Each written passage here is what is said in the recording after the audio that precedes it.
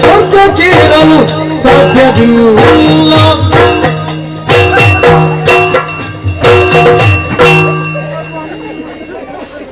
ತಪ್ಪು ತಿಳಿಬೇಡಿ ಪೂಜ್ಯರೇ. ವೈಶಾಖ ಮಾಸದಲ್ಲಿ ನೀರು ಹಾಕದೆ ಒಣಗಿ ಹೋಗಿರೋ ಸಪೂರ ಬಸಳೆ ದಂಟಿನಂತಿರುವ ನಿಮ್ಮ ಕಾಲುಗಳಲ್ಲಿ ಪುಟ್ಟ ಪುಟ್ಟ ಹೆಜ್ಜೆಯನ್ನು ಹಾಕ್ತಾ ಹೋಗುವಾಗ ಎಲ್ಲಿ ನಿಮ್ಮ ಮಾಂಸ ಖಂಡಗಳು ಉದುರಿ ಬೀಳುತ್ತವೆ ಅನ್ನೋ ಕಾರಣಕ್ಕಾಗಿ ಹಿಡಿಯಲು ನಾನು ಕಾತರಿಸಿದ್ದೆ. ದಯವಿಟ್ಟು ಕ್ಷಮಿಸಿ. ಈಗ ಹೂ ಬಿಡಿದಷ್ಟೇ ಬಾಯಿ ಬೀಜ ಕೊಯ್ದು ಎಲ್ಲಿಲ್ಲ ಈಗಂತ ಹಾಡಿ ವಹಿಸ್ಕೊಂಡಿರೋ ಬೀಜ ಕೊಯ್ದದ್ದಲ್ಲ, ಚೊರೆ ಅಂಡೆ ಮಾಡಿ ನೀನು ನನಗಿಂತ ದೊಡ್ಡ ಸರಿ ಅಂದಿ. ಅವ್ರದ್ದು ಕೇಳಬೇಕಿದೆ. ಹೇಳು ಬ್ರಾಹ್ಮಣ. ಗಾದಿಯ ಮಗ, ಗಾಂಧಿಯ ಮಗನ, ಗಾಂಧಿಯ ಮಗ ಅಲ್ಲ, ಗಾದಿಯ ಮಗ, ವಿಶ್ವರಥ ನಾಮಕರ. ಅಯ್ಯ ಮಾದಪ್ಪ. ಮಾದಪ್ಪ ನಿನ್ನಪ್ಪ. ಮಹೋದಯ ಅಂತ ಹೇಳಲಿಕ್ಕೆ ನಾಲಿಗೆ ಬರುವುದಿಲ್ವಾ ನಿನ್ಗೆ? ಇದೆಂತದ್ದು ಬಿಸಿ ನೀರ? ನೀವು ಗರಿಕೆ ಮಾಡಿ ಇಟ್ಕೊಂಡೆ ಗರಿಕೆ ಮಾಡಿ ಇಟ್ಕೊಂಡು ಬಂದದ್ದು ನಿನ್ನ ಕೈ ಚೀಲದಲ್ಲಿರುವುದು ಪಾರ್ಟಿ. ಇದು ಶುದ್ಧೋರಕ. ನೀನೇ ಗೊತ್ತಾಗುತ್ತದೆ. ಎಣ್ಣೆಪಾಂಡು ಶಾಪವನ್ನು ಕೊಡ್ತಿ. ಇಷ್ಟು ವರ್ಷದಲ್ಲಿ ನಿನ್ನನ್ನು ಉದ್ದ ಮಾಡ್ಲಿಕ್ಕೆ ಆಗಲಿಲ್ಲ ಅವನಿಗೆ, ಇನ್ನು ಉದ್ಧಾರ ಅಂತ ಅಮ್ಮಟಗಾಯಿ ಒಂದು ದಿವಸ ಹೊಡೀತದೆ ನೋಡು. ಮಸಳೆಗಾದ ಆಗುತ್ತದೆ ಒಂದು ದಿವಸ. ಯಾರು ಹತ್ತಿರ ಬರುವುದಿಲ್ಲ ಪಾಪಿ.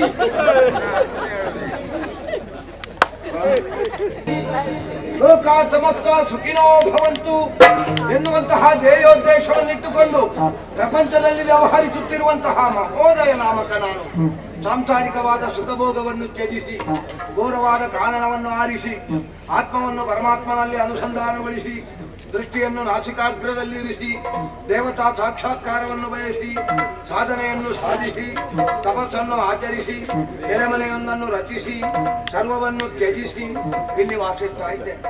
ಹಾಗಂತ ನಮ್ಮನ್ನು ನೋಡಿದವರೆಲ್ಲ ಹೇಳ್ತಾರೆ, ಏನು ಮಾನ ಮುಚ್ಚುವುದಕ್ಕೆ ಅವನಿಗೊಂದು ತುಂಡು ಬಟ್ಟೆ ಇಲ್ವ ಅಂತ. ಬಟ್ಟೆ ಬೇಕಾದ ಯಾರಿಗೆ? ಮಾನವಂತರಿಗೆ. ನಾವು ಮಾನವಂತರ ದೇವರಾಣೆ ಅಲ್ಲ, ಮಾನಾತೀತರು. ಪಾರಮಾರ್ಥಿಕವಾದುದನ್ನು ಕಾಣುವುದಕ್ಕೆ ಹೊರಟವರು. ಲೌಕಿಕವಾದಂತಹ ಯಾವ ವ್ಯಾಮೋಹವೂ ನಮಗಿಲ್ಲ. ಹಾಗಾದ್ರೆ ನಮಗೆ ಬಟ್ಟೆ ಬೇಕಾದ ಯಾಕೆ? ನಮ್ಮನ್ನು ಕಾಣುವಂತಹ ನಿಮ್ಮಂತವರಿಗೆ ಯಾವ ವಿಕಾರತೆಗಳು ಬರಬಾರದು ಎನ್ನುವ ಕಾರಣಕ್ಕೆ. ಆದ್ರೂ ಅಣಕಿಸುವವರು ಅಣಕಿಸ್ತಾರೆ. ಬ್ರಹ್ಮದೇವ ಅದೆಷ್ಟೋ ಲಕ್ಷ ಕೋಟಿ ಜೀವರಾಶಿಗಳಿಗೆ ಜೀವವನ್ನಿತ್ತ, ಅದರಲ್ಲಿ ಒಂದು ಮನುಷ್ಯ ಜನ್ಮ. ಮತ್ತೊಬ್ಬನಿಗೆ ನಗುವುದಕ್ಕಾದ್ರೂ ಅನುಕೂಲ ಆಗುತ್ತದೆ ಅಂತ ಆದರೆ ಬ್ರಹ್ಮನ ಸೃಷ್ಟಿಗೊಂದು ಸಾರ್ಥಕ್ಯ ಬಂತ ಇಲ್ವಾ? ಅಷ್ಟು ಸಾಕು. ಹಾಗಂತ ಜೀವಯೋಗ್ಯತೆ ಇಲ್ಲ ಅಂತ ಭಾವಿಸಬೇಡಿ. ಪ್ರಪಂಚದಲ್ಲಿ ನಡೆಯಬಹುದಾದಂತಹ ಉತ್ತಮ ಯಜನ ಯಾಗಾದಿಗಳಿಗೆ ಪ್ರಧಾನ ಹೋತೃವಾಗಿ ಈ ಮಹೋದಯ ಬೇಕೇ ಬೇಕು. ಹಾಗಾಗಿ ನನಗೆ ಕಾರ್ಯಕ್ರಮದಲ್ಲಿ ಒಂದು ಗಳಿಗೆ ವಿಶ್ರಾಂತಿ ಇಲ್ಲ. ನಿನ್ನೆಲ್ಲ ಮೊನ್ನೆ ಒಂದು ಯಾಗ ಇತ್ತು ವರುಣಲೋಕದಲ್ಲಿ, ಬರುವಾಗ ತಡ ಆಗಿದೆ. ಆಯ್ತಾ? ಆ ಹೆಲಿಕವನ್ನೆಲ್ಲ ಪೂರೈಸಿ ಎಲೆಮನೆಯ ಹೊರಗಡೆ ಕೂತಿದ್ದೇನೆ. ಯಾರದು?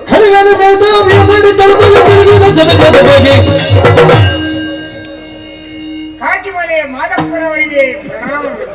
ಕಾಟಿಮಲೆ ಮಾದಪ್ಪ, ಕಠಿಣವಾದ ಮಲೆಯಲ್ಲಿ ತಪಸ್ಸನ್ನಾಚರಿಸುವ ನಿಮಗೆ ನನ್ನ ಪ್ರಣಾಮಗಳು. ನಿನ್ನ ತಲೆಗೊಂದು ಡಾಂಕ ಬಿಟ್ಟರೆ ಅಂತ.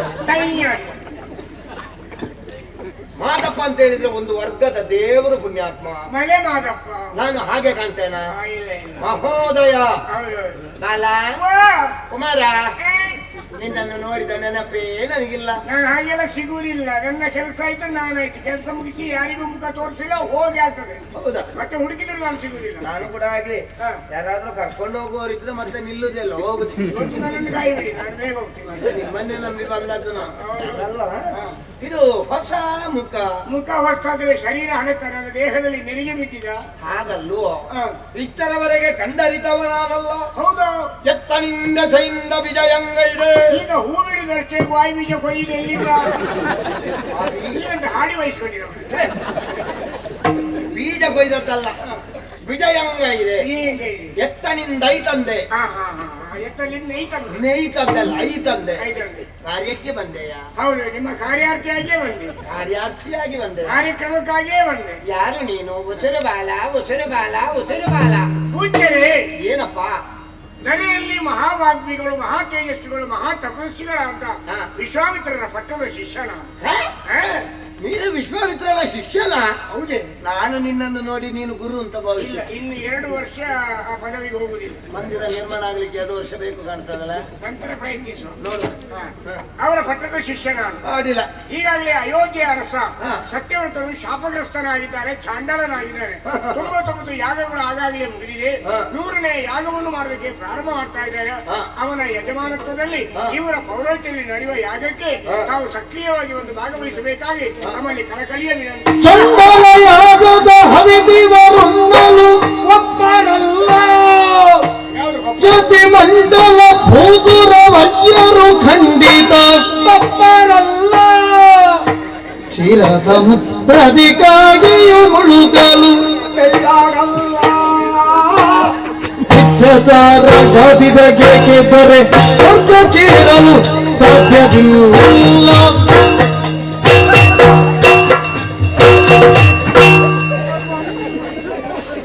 ತಪ್ಪು ತಿಳಿಬೇಡಿ ಪೂಜ್ಯರೇ. ವೈಶಾಖ ಮಾಸದಲ್ಲಿ ನೀರು ಹಾಕದೆ ಒಣಗಿ ಹೋಗಿರೋ ಸಪೂರ ಬಸಳೆದಂಟಿನಂತಿರುವ ನಿಮ್ಮ ಕಾಲುಗಳಲ್ಲಿ ಪುಟ್ಟ ಪುಟ್ಟ ಹೆಜ್ಜೆಯನ್ನು ಹಾಕ್ತಾ ಹೋಗುವಾಗ ಎಲ್ಲಿ ನಿಮ್ಮ ಮಾಂಸಖಂಡಗಳು ಉದುರಿ ಬೀಳುತ್ತವೆ ಅನ್ನೋ ಕಾರಣಕ್ಕಾಗಿ ಹಿಡಿಯಲು ನಾನು ಕಾತರಿಸ್ತಿದ್ದೆ. ದಯವಿಟ್ಟು ಕ್ಷಮಿಸಿ. ಕುಮಾರ ಓ ಬಾಲ, ಆ ಮಾಂಸಖಂಡದ ಬಗ್ಗೆ ಅತೀವವಾದ ಆಸಕ್ತಿಯನ್ನು ತೋರಬೇಡ. ಇಲ್ಲಪ್ಪ, ನನಗೆ ಅದರ ಬಗ್ಗೆ ಆಸಕ್ತಿ ಇಲ್ಲ. ಯಾಕೆ?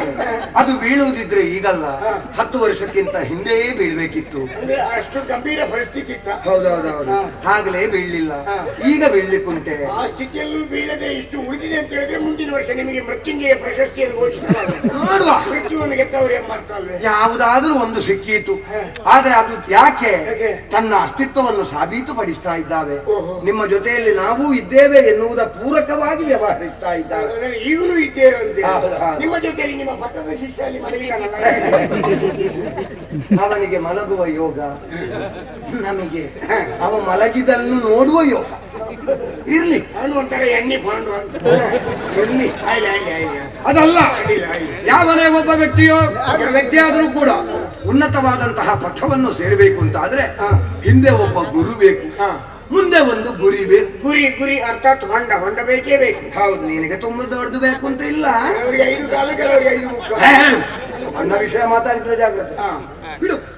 ನೀನು ವಿಶ್ವಾಮಿತ್ರನೇ ಶಿಷ್ಯ. ಹೌದು. ನಿನ್ನ ಗುರು ವಿಶ್ವಾಮಿತ್ರ. ಹೌದು. ವಿಶ್ವಾಮಿತ್ರನ ಗುರು ಯಾರು? ನಂಗೆ ಗೊತ್ತಿಲ್ಲ, ಕೇಳಲಿಲ್ಲ. ನನಗೆ ಗೊತ್ತಿಲ್ಲ ಎನ್ನುವುದು ನನ್ನ ಪ್ರಶ್ನೆಗೆ ಉತ್ತರ ಅಲ್ವಾ? ಅಲ್ಲ, ನಾನು ಕೇಳಲೇ ಇಲ್ಲ. ನಾನು ಕೇಳಲಿಲ್ಲ ಎನ್ನುವುದು ನನ್ನ ಪ್ರಶ್ನೆಗೆ ಉತ್ತರವಾ? ನಮಗೆ ಯಾಕೆ ಅಧಿಕ ಪ್ರಸಂಗ ಸ್ವಾಮಿ, ನಮ್ಗೆ ಉಳ್ಕೊಳ್ಳಿಕ್ಕೆ ಮಠದ ವ್ಯವಸ್ಥೆ ಉಂಟು, ಹೊತ್ತಿಗೆ ಸರಿಯಾಗಿ ಊಟ ಬರ್ತದೆ, ಹಾಕ್ಲಿಕ್ಕೆ ಮಾನ ಮುಚ್ಚಲಿಕ್ಕೆ ಬಟ್ಟೆ ಕೊಟ್ಟಿದ್ದಾರೆ, ಜ್ಞಾನಾರ್ಜನೆಗೆ ವಿದ್ಯೆ ಕೊಟ್ಟಿದ್ದಾರೆ, ಒಡನಾಡಿಗಳು ತುಂಬಾ ಬಂದಿದ್ದಾರೆ. ನಮ್ಗೆ ಯಾಕೆ ಅದಕ್ಕಿಂತ ಆಚೆ ಹೋಗುದು? ನಮ್ಮ ಸನಾತನ ಪ್ರಪಂಚದಲ್ಲಿ ನಡೆಯುತ್ತಾ ಇರುವಂತಹ ಪ್ರಮುಖ ಅಪರಾಧ ಯಾವುದು ಕೇಳಿದ್ರೆ ಇದೆ. ಹೌದಾ? ನಾನು, ನನ್ನ ಮನೆ, ನನ್ನ ಹೆಂಡತಿ, ನನ್ನ ಮಕ್ಕಳು, ಉಳಿದವರು ಏನು ಬೇಕಾದ್ರೂ ಸಾಯಿಲಿ, ಯಾರು ಎಲ್ಲಿ ಯಾವುದನ್ನು ಬೇಕಾದ್ರೂ ಸ್ಫೋಟಿಸಲಿ, ಅವರು ಸತ್ತು ಹಾಳಾಗಿ ಮಣ್ಣು ತಿಂದು ಹೋಗಲಿ. ದೊಡ್ಡವರ ನೈತಿಕತೆಯನ್ನು ಪ್ರಶ್ನಿಸಲೇ ಉಳಿಯುವುದೇ ನಾವು ಮಾಡುವಂತಹ ಅಕ್ಷಮ್ಯ ಅಪರಾಧ. ದೊಡ್ಡವರ ನೈತಿಕತೆಯನ್ನು ಪ್ರಶ್ನೆ ಮಾಡ್ಲಿಕ್ಕೆ ಹೋದ್ರೆ ಮತ್ತೆ ನೀವು ಹೇಳಿದ್ರೆ ಸ್ಫೋಟ ಆದ್ರೆ ನಾವೇ ನೋಡಿ ಸಾಯಿದು. ದೊಡ್ಡವರ ನೈತಿಕತೆಯನ್ನು ಪ್ರಶ್ನಿಸಬೇಕು ಅಂತಾದ್ರೆ ಮೊದಲು ನಮ್ಮ ನೈತಿಕತೆ ತರಿಬೇಕು. ನಮ್ಮ ನೈತಿಕತೆ ಸರಿ ಇಲ್ಲದ ಮೇಲೆ ಇನ್ನೊಬ್ಬರ ನೈತಿಕತೆಗೆ ಕೈ ಹಾಕಿ ಪ್ರಯೋಜನವಾದ್ರೂ ಏನು ಸ್ವಾಮಿ? ನಮ್ಮ ನೈತಿಕತೆ ಅಂತ ನನ್ನದು ಸೇರಿಸಬೇಡ. ನನ್ನದು ಸರಿ ಉಂಟು, ನಿನ್ನದು ಮಾತ್ರ ಸರಿ ಇಲ್ಲದು. ಅಡ್ಡಿಲ್ಲ, ನಂದೆ. ಗುರುಪೀಠದಲ್ಲಿರುವವನಾದರೂ ಕೂಡ ಮಾಡಿದ್ದು ತಪ್ಪು ಅಂತಾದ್ರೆ ಯಾರಾದ್ರೂ ಪ್ರಶ್ನಿಸಲೇಬಹುದು. ಹೌದಾ? ಯಾಕೆ ಪ್ರಶ್ನಿಸಬಾರ್ದು? ಬಿಡು, ಅವನ ಗುರುವಿನ ವಿಚಾರವನ್ನು ಬಿಡೋಣ. ಅವ ಜಾತಿ ಯಾವುದು? ಜಾತಿಯ ಬ್ರಾಹ್ಮಣರೇ. ಯಾರು ಹೇಳಿದ್ದು? ಮತ್ತೆ ಜಪ ತಪಾದಿಗಳು ಉಂಟು ಸ್ವಾಮಿ. ಜಪ ತಪಾದಿಗಳು ಮಾಡಿದವರೆಲ್ಲ ಬ್ರಾಹ್ಮಣರಾಗುವುದಾದ್ರೆ ಯಜ್ಞಾದಿಗಳು ನಡೀತದೆ. ಸಾವಿರಾರು ಋಷಿಮುನಿಗಳನ್ನು ಬ್ರಾಹ್ಮಣ ಅಂತ ಒಪ್ಪಿದ್ದಾರೆ ಸ್ವಾಮಿ. ಯಾಗ ಯಜನಾದಿಗಳನ್ನು ಬೇರೆ ಜಾತಿಯವರು ಮಾಡ್ತಾರೆ, ಹಾಗಂತ ಅವರೆಲ್ಲ ಬ್ರಾಹ್ಮಣರು? ನೀವೆಲ್ಲಿ ಚೊರಿ ಅಂಡೆ ಮಾಡಿ ನೀನು ನನಗಿಂತ ದೊಡ್ಡ ಚೊರೆ ಅಂಡಿ. ಅವ್ರದ್ದು ಕೇಳಬೇಕಿದ್ರೆ ಏನು ಬ್ರಾಹ್ಮಣ್ಯ ಅಂತ ಹೇಳಿದ್ರೆ? ಬ್ರಾಹ್ಮಣ ಬ್ರಹ್ಮನ ಮುಖದಿಂದ ಆವಿರ್ಭಾವಗೊಂಡದ್ದು ಬ್ರಾಹ್ಮಣ್ಯ. ಬ್ರಾಹ್ಮಣ್ಯವನ್ನು ಪಡಿಬೇಕು ಅಂತಾದ್ರೂ ಒಂದು ಯೋಗ್ಯತೆ ಬೇಕು. ಬ್ರಾಹ್ಮಣ್ಯ ಮತ್ತೊಬ್ಬನಿಗೆ ಸಿದ್ಧಿಸಬೇಕು ಅಂತಾದ್ರೂ ಕೂಡ ಅದಕ್ಕೊಂದು ಯೋಗ್ಯತೆ ಬೇಕು. ಬ್ರಹ್ಮಜ್ಞಾನೇನ ಇತಿ ಬ್ರಾಹ್ಮಣ ಜನ್ಮನೇ ಜಾಯತೆ ಜಂತು ಕರ್ಮಣೇ ಜಾಯತೆ ದ್ವಿಜಃ. ಆಚರಿಸುವಂತಹ ಕರ್ಮದಿಂದ, ಬದುಕುವಂತಹ ರೀತಿಯಿಂದ, ತನ್ನದಾದಂತಹ ನಡತೆಯಿಂದ ಬ್ರಾಹ್ಮಣ ಅನಿಸಲ್ಪಡುವುದು. ಆಯ್ತು. ಇವ ಯಾರು? ಇವಾಗ ಕ್ಷಾತ್ರೆ ಅಲ್ವಾ? ಕ್ಷಾತ್ರ ಅಲ್ಲ, ಹೌದಪ್ಪ. ಇವ ಯಾರ ಮಗ ಗೊತ್ತಾ? ಗಾದಿಯ ಮಗ. ಗಾಂಧಿ ಮಗನ. ಗಾಂಧಿಯ ಮಗ ಅಲ್ಲ, ಗಾದಿಯ ಮಗ. ವಿಶ್ವರಥ ನಾಮಕನಾದಂತಹ ಕುಶಿಕ ವಸಿಷ್ಠರ ಜೊತೆಯಲ್ಲಿ ವಾಗ್ವಾದವನ್ನು ಮಾಡಿ ದಿಗ್ಬಲಂ ಕ್ಷಾತ್ರಾಯ ಬಲಂ ಬ್ರಹ್ಮತೇಜೋ ಬಲಂ ಬಲಂ ಬಲಂ ಬಲಂ ಸುಣ್ಣಂ ಬಲಂ ಎನ್ನುವ ಹಾಗೆ ಬಗೆದು ಕ್ಷಾತ್ರವನ್ನು ಬಿಟ್ಟಂತಹ ಇವನಿಗೆ ಬ್ರಾಹ್ಮಣ್ಯ ದಕ್ಕಿದ? ಇಲ್ವಾ? ದಕ್ಕುವಂತದ್ದ ಬ್ರಾಹ್ಮಣ್ಯ. ಹೌದಾ? ಹಾಗಲ್ಲುಂಟಾ? ಒಂದು ಕ್ಷೀರ ಸಮುದ್ರದಲ್ಲಿ ಕರ್ರಗಿರುವ ಕಾಗೆ ಹೋಗಿ ಸ್ನಾನ ಮಾಡಿದ್ರೆ ಕಾಗೆ ಬೆಳ್ಳಗಾಗ್ತದ? ಅದು ಗಾದೆಯ ಮಾತುಂಟಲ್ವೇ? ಕಂಡುಗದ ಹಾಲಲ್ಲಿ ಇದ್ದಳಿ ಇದ್ದೊಡೆ ಅದು ಬಿಳುಪಾಗ ಬಲ್ಲುದೆ. ಬೇಡ, ಬೆಕ್ಕಿನ ಮರಿಯನ್ನು ಕೊಂಡು ಹೋಗಿ ಹುಲಿಯ ಬೋನಿನಲ್ಲಿಟ್ಟು ಹುಲಿಯ ಒಡನಾಟದಲ್ಲಿ ಅದನ್ನು ಬದುಕಿಸಿದ್ರೆ 15 ದಿವಸ ಕಾಲದಲ್ಲಿ ಅದರ ಸ್ವಭಾವ ಹುಲಿಯದಾಗ್ಲಿಕ್ಕುಂಟ? ಮಾರ್ಜಾಲ ಎಂದು ಹುಲಿ ಅಪ್ಪುದೇ. ಹಾಗಾದ್ರೆ ಯುವ ಬ್ರಾಹ್ಮಣನಾಗುವುದಕ್ಕೆ ಉಂಟಾ? ಕ್ಷಾತ್ರಯನಾಗಿ ಹುಟ್ಟಿದಂತಹ ಯುವ ಬ್ರಾಹ್ಮಣನಾಗುವುದಕ್ಕೆ ಯಾವ ಕಾಲಕ್ಕೂ ಸಾಧ್ಯ ಇಲ್ಲ. ಇದು ಹೇಗಾಯ್ತು ಗೊತ್ತಾ? ಹೇಗೆ? ಕ್ಷಾತ್ರೇಯೋ ಯಾಜಕೋಯಸ್ಯ ಚಂಡಾಲಸ್ಯ ವಿಶೇಷ. ಕ್ಷಾತ್ರೇಯನಾದವನು ಯಾಜಕನಾಗಿರುವಂತಹ ಯಜ್ಞಕ್ಕೆ ಚಂಡಾಲನಾದವ ಯಜಮಾನನಾಗಿರುವುದೇ ವಿಶೇಷ. ಹೌದಲ್ವಾ? ಷಟ್ಕರ್ಮಗಳನ್ನು ಆಚರಿಸುವಂತಹ ಯೋಗ್ಯತೆ ಬ್ರಾಹ್ಮಣನಾದವನಿಗೆ ಲಭಿಸ್ತದೆ. ಯಾವುದೆಲ್ಲ ಷಟ್ಕರ್ಮ? ಅದು ಅಗತ್ಯ ಉಂಟ? ಯಾವುದು ಅಂತ ಬೇಕಾದ್ದು ಒಂದು ತಲೆಗೆ ಹೋಗುದಿಲ್ಲ ಪಾಪಿ. ಬೇಡದ್ದು ಎಷ್ಟು ಕೇಳ್ತೀನಿ ನೀನು? ಅಲ್ಲ ಸ್ವಾಮಿ, ಮಾತಾಡುವ ವೇಗದಲ್ಲಿ ಕೆಲವು ವಿಷಯಗಳು ಒಮ್ಮೆ ಮರೆತು ಹೋಗ್ತದೆ, ಮರೆಯಾಗಿ ಹೋಗ್ತದೆ. ನನಗೆ ಮರ್ತೋಗಿದೆ ಅಂತ ಯಾರು ಹೇಳಿದ್ದು ನಿಮಗೆ? ಲೋಕದ ರೂಢಿಯ ಮಾತಿಲ್ವೇ? ಯಾವುದು? ಕೆಲವರಿಗೆ ಗೊತ್ತುಂಟು ಅನ್ನೋದು ಗೊತ್ತಿಲ್ಲ, ಕೆಲವರಿಗೆ ಗೊತ್ತಿಲ್ಲ ಅನ್ನೋದು ಗೊತ್ತುಂಟು. ಈ ಗೊತ್ತಿದ್ದನ್ನು ಗೊತ್ತಿಲ್ಲ ಅಂತ ಹೇಳಿದ್ರೆ, ಗೊತ್ತಿಲ್ಲದನ್ನು ಗೊತ್ತುಂಟು ಅಂತ ಹೇಳಿದ್ರೆ, ಗೊತ್ತಿದ್ದು ಗೊತ್ತಾಗುದಿಲ್ಲ, ಗೊತ್ತಾಯ್ತಾ ಅಂತ ಹೇಳುವರು ತುಂಬ ಬಂದಿಲ್ವಾ? ಹೇಳುವುದಕ್ಕೆ ತೊಂದರೆ ಇರುವ ತೊಂದರೆ ಆದರೆ ಹೇಳುವುದಕ್ಕೆ ತೊಂದರೆ, ಹೇಳುವುದಕ್ಕೆ ತೊಂದರೆ ಇರದ ತೊಂದರೆ ಆದರೆ ಹೇಳುವುದಕ್ಕೇನು ತೊಂದರೆ? ತೊಂದರೆನೇ ಕೌಚ ಹಾಕುವುದೇ ಇಲ್ಲ. ಅದು ನಿನ್ನ ತಲೆಗೆ. ಯಜನ ಯಾಜನ ಅಧ್ಯಯನ ಅಧ್ಯಾಪನ ದಾನ ಪರಿಗ್ರಹಣ ಈ ಯೋಗ್ಯತೆ ಒಬ್ಬ ಬ್ರಾಹ್ಮಣನಾದವನಿಗೆ ಬರ್ತದೆ. ಇದರಲ್ಲಿ ಬ್ರಾಹ್ಮಣ ಯಾರು? ಅವರೇ ವಿಶ್ವಾಮಿತ್ರ. ಹೇಗೆ ಬ್ರಾಹ್ಮಣ? ಕ್ಷಾತ್ರೇಯನಾದವ ಹುಟ್ಟಿದ್ದು ಕ್ಷಾತ್ರೇಯ ಜಾತಿಯಲ್ಲಿ ಅವ ಬ್ರಾಹ್ಮಣ ಆಗುವುದು ಹೇಗೆ? ಬಿಡು. ತ್ರಿಕರ್ಮಗಳನ್ನು ಆಚರಿಸುವಂತಹ ಯೋಗ್ಯತೆ ಕ್ಷಾತ್ರೇಯನಾದವನಿಗೆ ಲಭಿಸ್ತದೆ. ಇದರಲ್ಲಿ ಕ್ಷಾತ್ರೇಯ ಯಾರು? ಸತ್ಯವ್ರತ. ಹೇಗೆ ಕ್ಷಾತ್ರೇಯ? ಕ್ಷಾತ್ರಿಯ ವಂಶದಲ್ಲಿ ಹುಟ್ಟಿದವ ಅಯೋಧ್ಯ ಅರಸ ಸತ್ಯವ್ರತನೇ ಕ್ಷಾತ್ರಿಯ. ಇರ್ಲಿ, ಆದ್ರೆ ವಾಸಿಷ್ಠರ ಶಾಪದಿಂದ ಚಂಡಾಲ ಪಂಚಮನಾಗ್ಲಿಲ್ವೋ? ಹುಟ್ಟಿದ ಕ್ಷಾತ್ರಿಯ ವಂಶದವರೇ. ಹಾಗಾದ್ರೆ ಶಾಪ ಕಟ್ಟವರು ಬ್ರಾಹ್ಮಣರಲ್ವೋ? ಚೊರೆ ಅಂಡೆ ಮಾಡಿ ನೀನು ಅದಕ್ಕಿಂತ ದೊಡ್ಡ ಚೊರೆ ಅಂತೆ. ಬ್ರಾಹ್ಮಣರ ಶಾಪಕ್ಕೆ ಬೆಲೆ ಇಲ್ವೋ? ಮತ್ತೆ ನೀನಲ್ವೋ ಈಗ ವಾದಕ್ಕೆ ಬಂದದ್ದು? ಯಥಾರ್ಥವಾದ ಸತ್ಯವೊಂದನ್ನು ಹೇಳ್ತೇನೆ. ನಾಯಿಯ ಮಾಂಸವನ್ನು ತಿಂದವರು, ಗೋಮಾಂಸವನ್ನು ಸಂಸ್ಕರಿಸದೆ ತಿಂದವರು ಯಜನ ಯಾಗಾದಿಗಳನ್ನು ಮಾಡುವುದಕ್ಕೆ ಹೊರಟಿದ್ದಾರೆ. ಆ ಯಾಗಕ್ಕೆ ಪ್ರಧಾನ ಹೋತೃವಾಗಿ ಮಹೋದಯ ಬೇಕು ಎನ್ನುವುದು ಅವರ ಕಲ್ಪನೆ. ಹೌದು ಅಂತಾದ್ರೆ ಅವನ ಕುಲ ಯಾವುದೇ?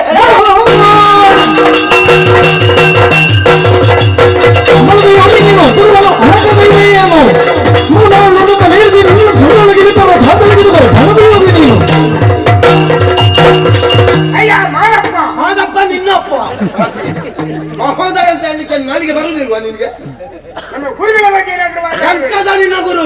ಗುರುಗಳ ಕುಲದ ಬಗ್ಗೆ ಪ್ರಶ್ನೆ ಮಾಡ್ತಾ ಇದ್ದೀರಲ್ಲ. ಕುಲವೆಂದು ಹೊಡೆದಾಡದಿರಿ. ಯಾಕೆ? ಕುಲ ಯಾವುದೋ ಸತ್ಯ ಸುಖವುಳ್ಳ ಜನರಿಗೆ ಕೆಸರಲು ಪುಟ್ಟಲು ಅದ ತಂದು ರಾಮನಿಗೆ ಅರ್ಪಿಸಲಿಲ್ಲವೇ? ನಿಮ್ಮ ಕುಲದ ನೆಲೆ ಏನಾದ್ರೂ ಬಲ್ಲೆನ? ನನ್ನ ಕುಲ ಎನ್ನುವುದು ಪ್ರಪಂಚದಲ್ಲಿ ಪ್ರಶ್ನಾತೀತ. ಈಗ ಪ್ರಶ್ನೆಯಾಗಿರುವುದು ನಿನ್ನ ಗುರು ವಿಶ್ವಾಮಿತ್ರನ ಕುಲ. ನಮ್ಮ ಗುರುಗಳನ್ನು ತಾತ್ಸಾರ ಭಾವನೆಯಿಂದ ಕಾಣಬೇಡಿ. ಎಂತದಾವ ದೊಡ್ಡದು? ನಮ್ಮ ಗುರುಗಳು ಮನಸ್ಸು ಮಾಡಿದ್ರೆ ಒಬ್ಬ ವ್ಯಕ್ತಿಯನ್ನು ಎಷ್ಟು ಎತ್ತರಕ್ಕೇರಿಸಬಲ್ಲರು.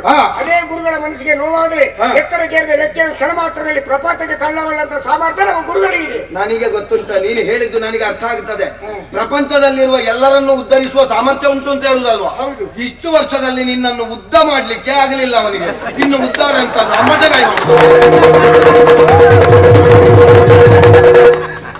ಒಂದು ದಿವಸ ಹೊಡೀತದೆ ನೋಡು. ಮಕ್ಕಳಿಗೆ ಅದು ಆಗುತ್ತದೆ ಒಂದು ದಿವಸ.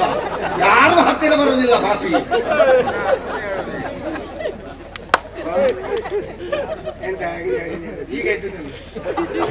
ಎಂತದ ನಿನ್ನ ಗುರು? ನಮ್ಮ ಗುರುಗಳೇ ಗೊತ್ತಿಲ್ಲ. ಯಾವ ಪ್ರಾಣಿಯಾದರೂ ತನ್ನ ಮರಿಯ ಮಾಂಸವನ್ನು ತಿನ್ನುವುದಿಲ್ಲ.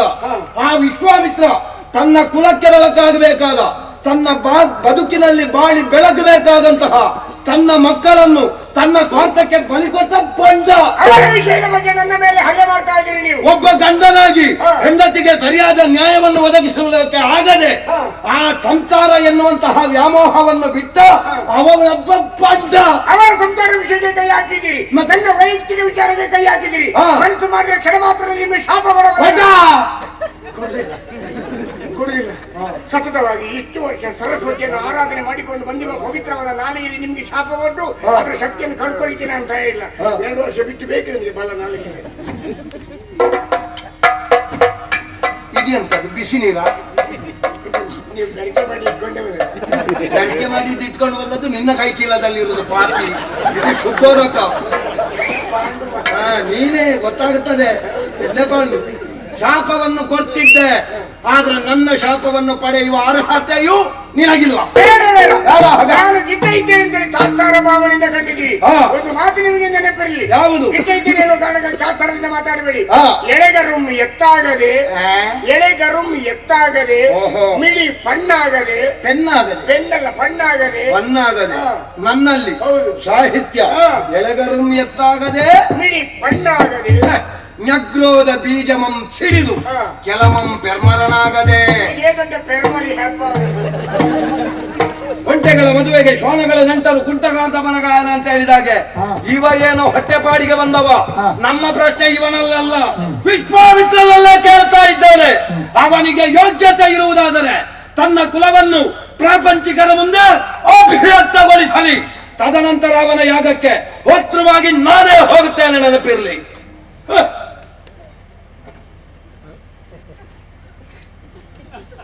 ನೀವು ಗಡಿಬಿಡಿ ಮಾಡಬೇಕು.